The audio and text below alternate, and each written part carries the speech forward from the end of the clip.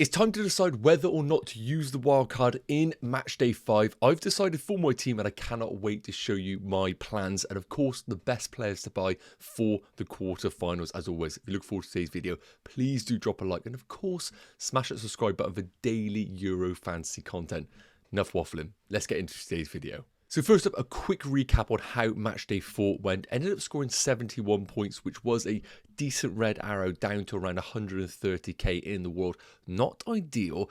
As you can see with the team, there are a few disappointments. I did have Cody Gakpo until the last minute and then substituted in Morata, which was a bit of a disaster for the team. But nonetheless, some decent returns from certain players. But let's be real here. I've got to get myself into the top 100k for the quarterfinals. And with my plan in place, I think I definitely will do so because having the wildcard available is definitely a power move. And if you have it as well, then you definitely will be climbing those ranks over the coming match day. So that is how I got on in match day 4. 71 points, not ideal, but look, let's look forward now to match day 5 and of course, best players to buy, the best chip strategy, and of course, my plans. So looking ahead to match day 5, of course, the quarterfinals, we only have 4 games. And first and foremost, what we need to address is that we need to understand that there are only 2 days in match day 5. And that is really important for a couple of things. First and foremost, the goalkeepers that you do have. I think a lot of people out there might have a Spanish goalkeeper alongside a French goalkeeper or maybe Manuel Neuer. Of course, isn't ideal in terms of the goalkeepers because you do ideally want one on the first day, one on the second day. So I know a lot of people, including myself, have the combination of maybe Portugal's Costa and England's Pickford. That's a great position to be in. However, if you're in a position where your team looks good, but you have 2 goalkeepers playing on the same day, I would recommend just using one of your free transfers to get them out and bring in a goalkeeper playing on the second day. If you've used all your free transfers and you're in a position where both your goalkeepers still play on the same day, I think we just grin and bear it and you just play the keeper that you think has the best chance for clean sheets. The other thing that we need to consider, of course, is captaincy. Got to make sure that you have captaincy options in both day 1 and day 2.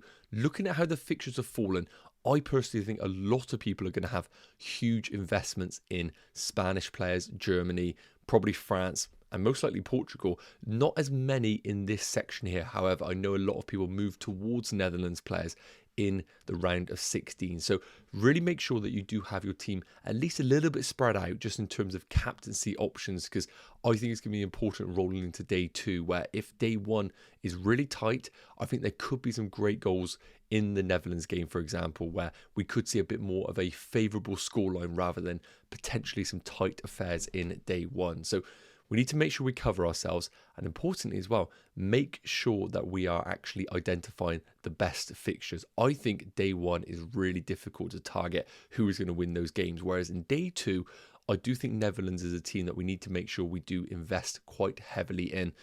Personally, I think, as we know, going into the quarterfinals, we can have 5 players per team. I think really trying to maximise that with the Netherlands team is a good message. England versus Switzerland, I have no idea who's going to win that one. If you're a bit more favourable towards that, go with the team that you are preferring. But we need to make sure we identify these fixtures. For me, I think Spain, Germany is all about the attacking assets. Portugal, France is all about the defensive assets. And I think the same applies to England, Switzerland. Get yourself some defensive assets because I think that's going to be a very cagey affair. And then we want to get a piece of that Netherlands attack. But with that said, let's progress into my team and of course, whether I'm going to wildcard or not. So looking ahead to match day 5, here is how my current team is looking. And we need to remember, going into the quarterfinals, we get 3 free transfers. So that's really, really important because that could be the difference between wildcarding and not wildcarding. Now, you can see here, I've been quite lucky with my team because most of my players have progressed into the quarterfinals. The only players that are unavailable is going to be Sabitzer because, of course, Austria got eliminated, and Mark Gay because he is suspended. So because of those 2 being out, I still have 1 additional free transfer left to upgrade my team. And when I look at my team in general, and we take into account the fixtures that we just analysed, I think my team is pretty well balanced.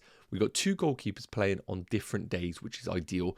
I don't really know who is going to keep a clean sheet, so I don't feel inclined to make any sort of goalkeeper transfer in my team. So I think the goalkeepers are great. In terms of the defenders, Double Spanish defence isn't ideal, but as I mentioned, I don't really think many are going to be keeping clean sheets in a lot of these fixtures. So with that said, I think ball recoveries is quite important. I think Cucurella is fantastic for that. Kyle Walker is what it is. If England do revert to a back three, I think that probably regresses his attacking potential, but could increase his ball recovery potential. So do not mind Kyle Walker in the team. Nathan Ake, brilliant for the Turkey game. And then, of course, I'm looking to maybe make one free transfer with Mark Guy being out.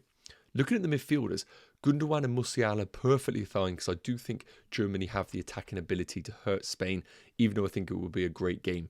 Got the coverage in Nico Williams, who a lot of people are going towards. Bruno Fernandes isn't ideal, but equally I don't feel inclined to say to myself I have to get rid of him ahead of a game against France. I do think France defensively are very, very solid, but again, am I desperate to sell Bruno Fernandes, who is quite an important factor in that Portugal attack? Probably not. And the final midfielder, of course, is Sabitzer, so I will be looking to make a free transfer for him. Finally, the forwards. Kane and Mbappe, premium forwards. When we look at the remaining teams left, I think Germany, the only player is Havertz, and I don't really feel that inclined to go to Havertz.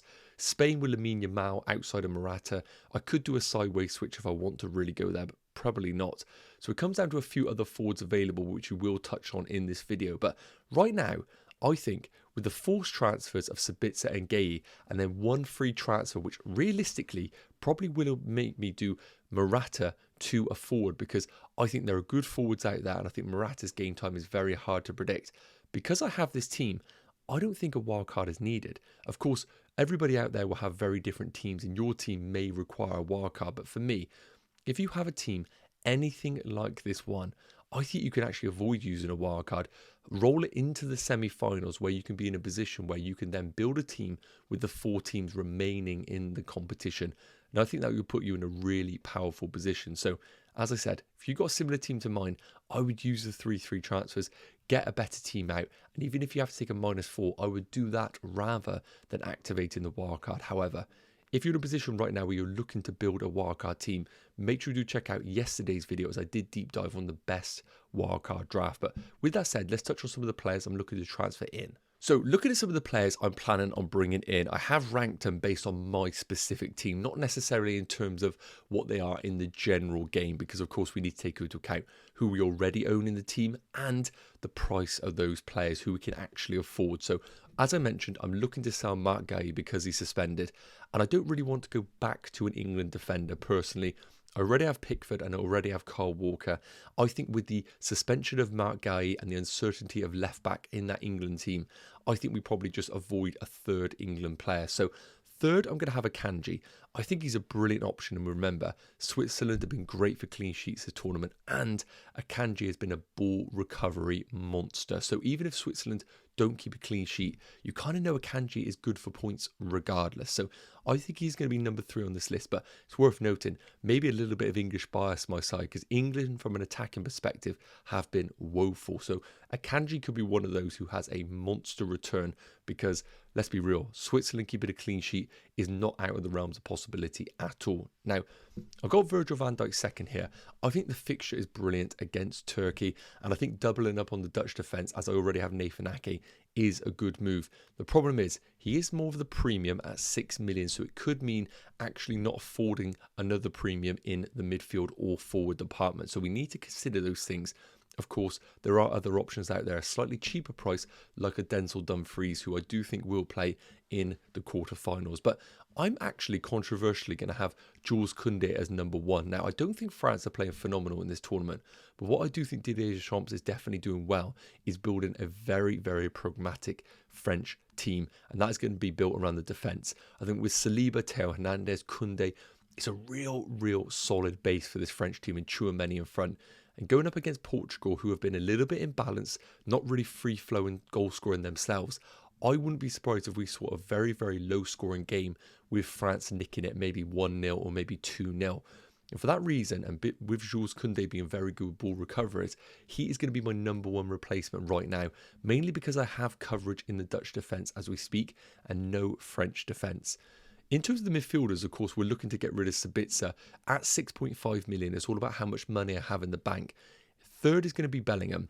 I don't feel that inclined to go for double England attack now that I already have Harry Kane in the team. If I didn't have Harry Kane, I would be tempted to bring in Bellingham. That probably would bring him up to the #1 spot because he is the talisman of this team with guaranteed game time, ball recoveries, and of course, he does have it in him for goals. But because I have Harry Kane and because of his price at 9.5 million, I am going to put him third on this list.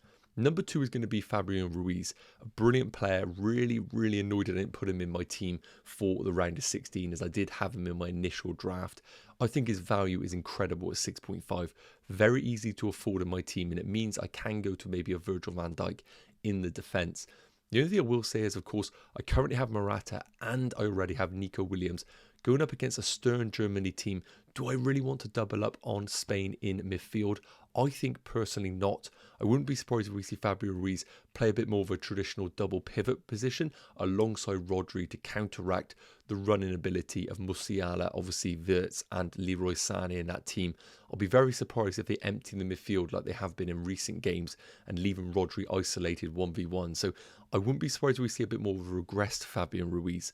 And for that reason, I've got Xavi Simons at #1, slightly more expensive at 7 million, but when I look at the fixtures, I think Netherlands-Turkey is the fixture to target and hedge on one particular team, and that is going to be the Netherlands. So I think Xavi Simons, his minutes have been a little bit all over the place, but in the last game he played the full 90, had an amazing influence on the team, playing very offensive, and for me, I think without having much Netherlands attack in my current team, bringing Xavi Simons in for 7 million is the wise move. So that's the defenders and midfielders. Let's move on to some forwards. So as we established, I'm not going to be using my wildcard going into match day 5. I have 2 enforced transfers with the defenders and the midfielders. So the last one is a bit of a luxury move. And when I look to the rest of my team, I feel like even though Morata could definitely do well for Spain, the fact he's been coming off early and he hasn't really been looking incredible makes me think with him being 8.5 million, it's a big use of the budget. I need to go to a form player right now. So first up, in the forward areas, I'm looking at Memphis Depay. 7.5 million, he's going to be third. I think he's been really good for the Netherlands. I think he's a real creative force in the team. The reason why he's third is because, as you can see in the list, and we will come on to it in a minute, I think there's just a better player who's the same price in the exact same team. So I'm going to put Memphis Depay at third.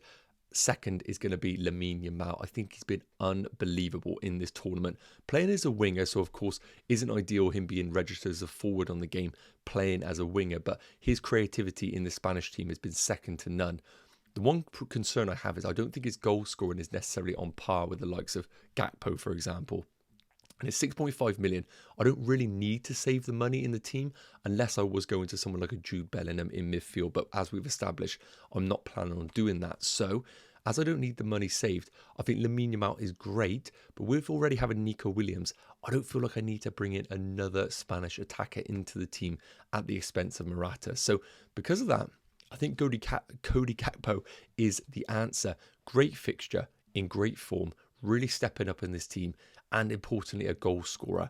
That's what we want when we're looking at a forward. I don't mind the ones that are creative, but that isn't going to get us the guaranteed points. Cody Gakpo is looking fantastic in this Netherlands team, and for that reason I think maybe bringing in a double up of Xavi Simons and Cody Gakpo is the way to go for my team.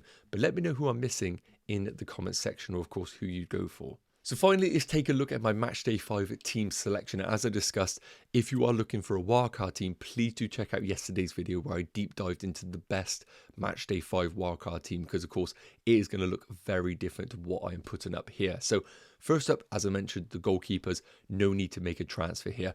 Costa is playing on the first day, Pickford on the second day. I'm hoping we could pick up a clean sheet with one of those. And if Costa is going to get a clean sheet against France, I wouldn't be surprised if he did pick up another player of the match performance. So more than happy with the goalkeepers, and I don't think you really need to stress about them, as I've already established at the start of this video. Moving into the defenders, and as you can see, the player that I'm planning to bring in is going to be Jules Koundé. Now, as I said, I don't think the fixture is the best against Portugal. Of course, they have the ability to score against France, but what I have seen with France is that they are not clicking going forward, but they've looked very, very established at the back. I know Belgium had the chance with KDB, but I still think France are one of the better defensive teams in this tournament. And because I already have coverage in England, I already have, of course, the coverage in Dutch, it's not ideal me going into this tournament with double Spanish defence. And one of those last 3 transfers I could do is get rid of the Spanish defenders, but I don't really think it is easy to predict where the clean sheet's going to come in the quarterfinals.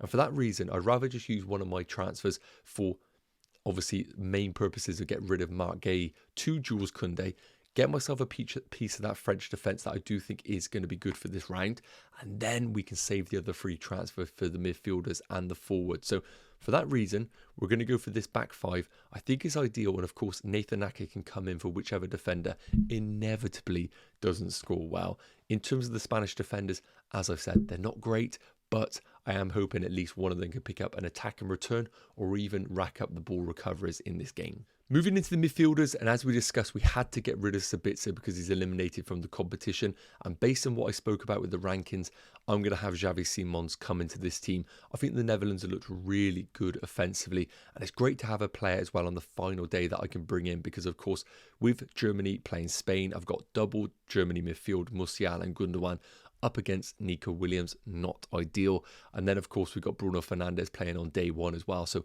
I need somebody for day two, and I think Xavi Simons is the perfect player for that team.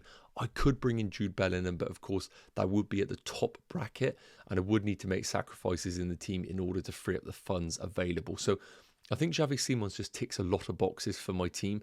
It's not ideal with the midfield that I do have, but I am hoping for maybe just a high-scoring game with Gundogan, Musiala and Nico Williams being involved in it, and somehow my Spanish defenders picking up some sort of ball recovery. So it's not ideal with a team, but also I look at the rest of the midfielders in the game and think to myself, I probably have some of the best ones with Musiala, Nico Williams and now Xavi Simons, and the rest will just be what it is. So I'm content with the midfield, and of course I still have one free transfer left, which, spoiler alert, I am going to use for the forward department.